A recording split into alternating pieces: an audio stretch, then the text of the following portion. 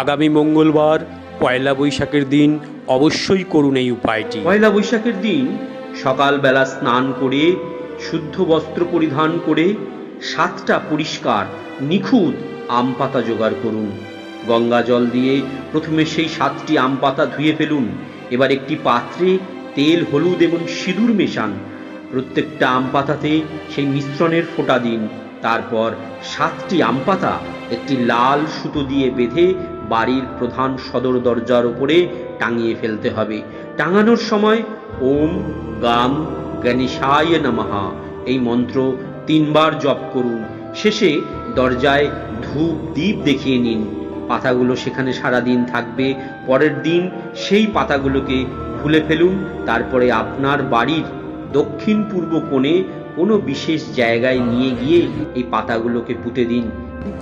আর যাদের বাড়িতে মাটি নেই বা যারা ফ্ল্যাটে থাকেন, তারা এই দক্ষিণ পূর্ব বা অগ্নিকোণে কোনো একটি টব নিয়ে গিয়ে সেই টবের যে মাটি তার ভেতরে এই পাতাগুলোকে পুঁতে দিন। এতে দেখবেন আপনাদের গৃহের আর্থিক সংকট, আর্থিক বাধা খুব দ্রুত কেটে যায়। এতে গৃহে অনেক সুযোগ, অনেক অপরচুনিটিসের প্রবেশ করতে থাকে।